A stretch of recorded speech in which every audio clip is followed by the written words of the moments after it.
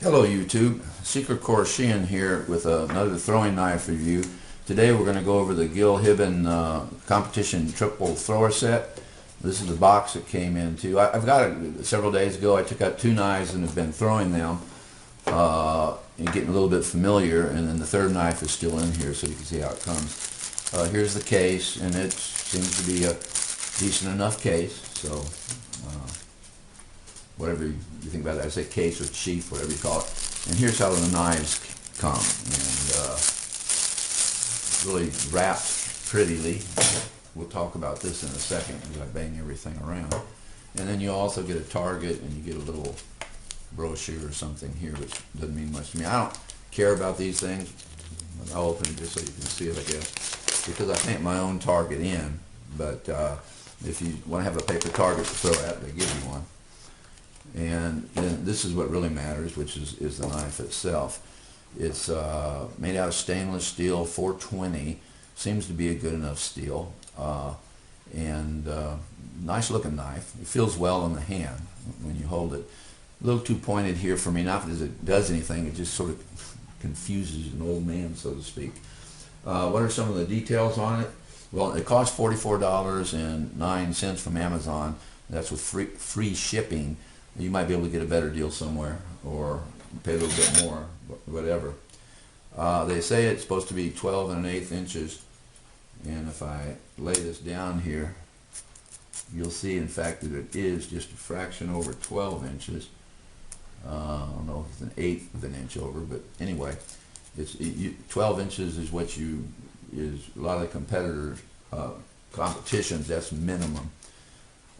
It's pretty dull. And you know, I always review, well, let's look at the weight on this too.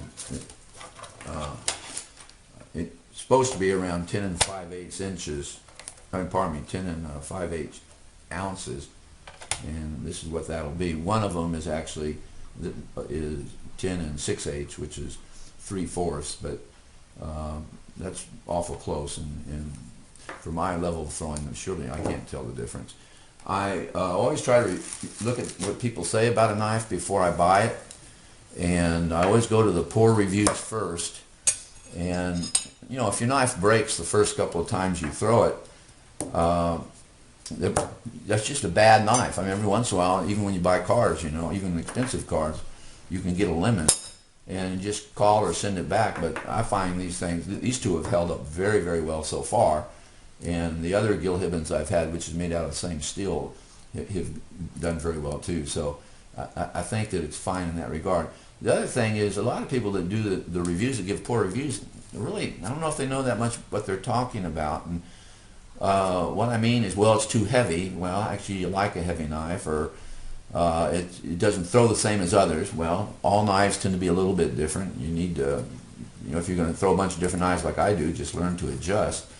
I will say one of the things is that several people said that it doesn't stick worth a darn, and be honest with you, I was very disappointed. I took these two out and threw them, and they would stick once in a while, but I have to throw really hard, and because of my shoulders, I don't like to, old and all, you know, I don't like to throw all that hard, but I hit a lot point first, and they wouldn't stick, so I took them into the shop and put a grindstone on them. I mean, I'm not even talking 30 or 40 seconds worth of grinding, and took them out, and they just stuck beautifully. So if you have problems with them, just get a file and file it down a little bit, or if you have a grinding stone or something, that'll work even better.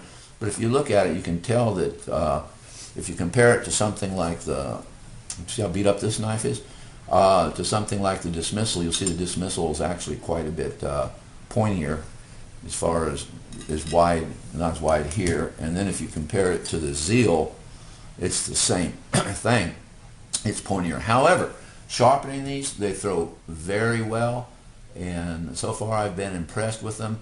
I will attach to the back of this review my throwing review, but I'm going to give myself a couple of days of really working with all three knives so that I feel comfortable. I have tried spinning throw, works good. No spin throw works good. Underhand no spin works good.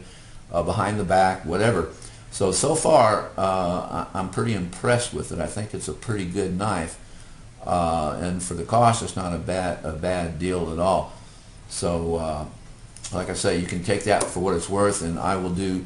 Oh, there's one thing about the Gill Hibben knives that really bother me, and that is, I don't know why so many of his knives he'll make like 11 inches or 11.5 inches like the Tonto, and if you just added on a ½ inch, you could throw it competitively. These you can, and that's the reason I got them. I'm going to do a comparison of all the store-bought throwing knives that I have and give you my opinions on which might be your best deal or whatever. Anyway, I'll tell you more about how they throw after I go and throw them, and that will be not too far off. So it'll be on the back of this review anyway. Bye.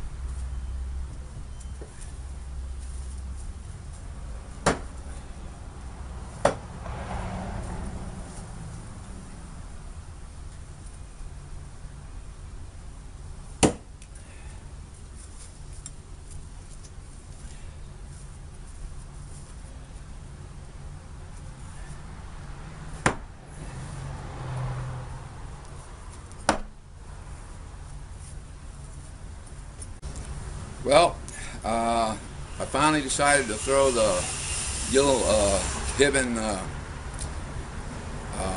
Competition Thrower, and didn't do so well. I got the no spins first try. They did well. On the spinning, it took me 4 times before I could do it, and I had several where they hit point first very nicely and they just bounced off. I've sharpened them. You got to throw hard with these. I think they're a good thrower, but if you don't throw hard, they might not be for you. And in any case, more than likely you're going to need to sharpen them. They feel good in the hand. The no spin is great, and they flew nicely. Like I said, they didn't stick every time, so it took me 4 times before I got it where they all stick. So there you go.